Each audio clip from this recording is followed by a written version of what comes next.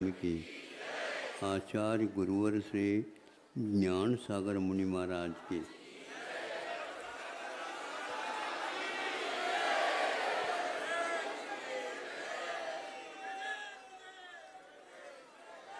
हम प्रतिदिन इस पाठ को बड़ी चाव से, आस्था से, भक्ति भाव से, नामोच्चारण के साथ गदगद होकर के नमोस्तु करते हैं। आपको सुना है? हाँ, देखो बहुत नई चीज़ है लेकिन पुरानी है। सुनो। अढ़ाइज दीव दोष मुद्देशु, ढाई द्वीप हैं,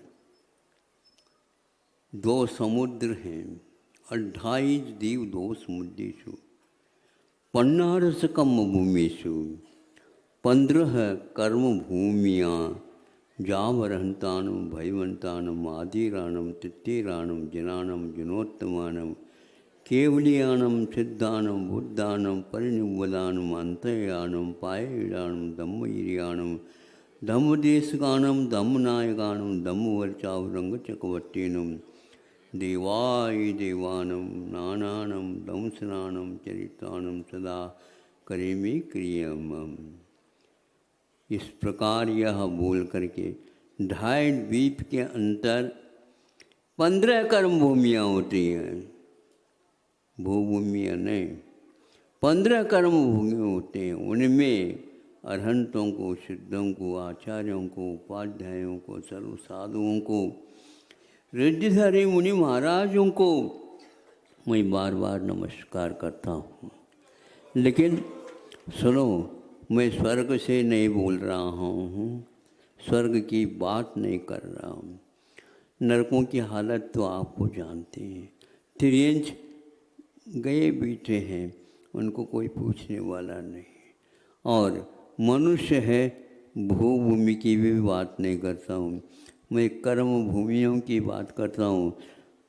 15 कर्म भूमियों से भरत क्षेत्र को भी याद किया है। मैं जहाँ पर बैठा हूँ वह कर्म भूमि है, और कर्म भूमि में ही आज तक तीर्थंकरों का विहार हुआ है। ऐसा पवित्र क्षेत्र में हम लोगों का जन्म हुआ है, इससे बढ़ करके और कौन सा पुण्य हो सकता है। भारत का नाम पहले आ जाता। बरहे भारत में ऐसा अद्वितीय तीर्थंकरों का विहार लेंस खंड में नहीं हुआ।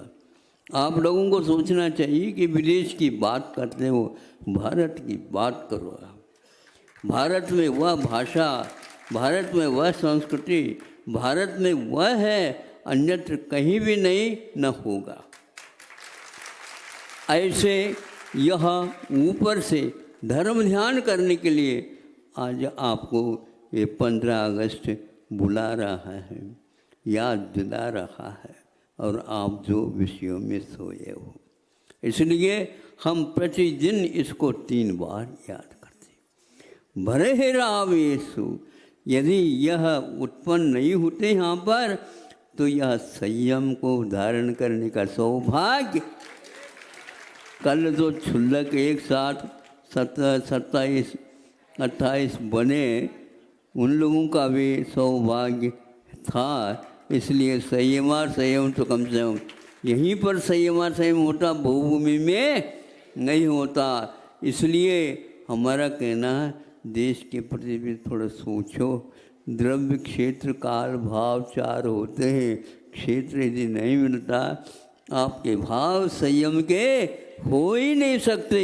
इसलिए और कुछ भी नहीं चाहो, भगवान ऐसे ही कर्म भूमि में जन्म होता जाए और एक दिन हम मुक्त हो जाए। समय आपका बहुत मौलिक हुआ, लेकिन मौलिक घड़ी भी है और मौलिक स्थान भी है। बोलना भी मौलिक था, जितना मिला उतना।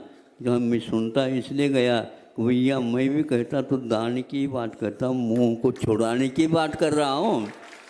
ये आप लोगों को मोह को बढ़ाने के लिए नहीं किया जा रहा, मोह को घटाने की बात है यहाँ पर।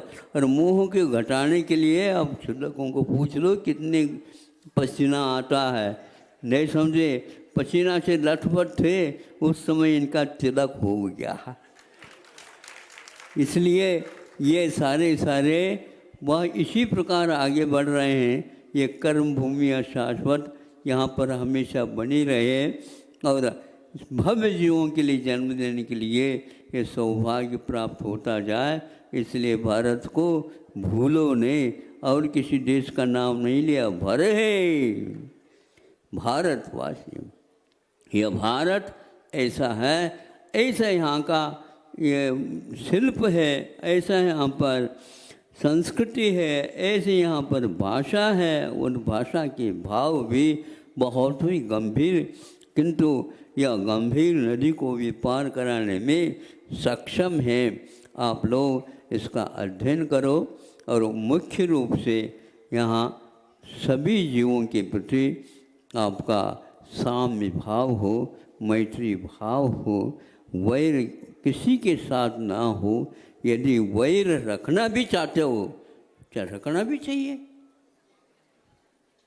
वैर रखना चाहिए। किसके साथ रखना चाहिए? पाप के साथ।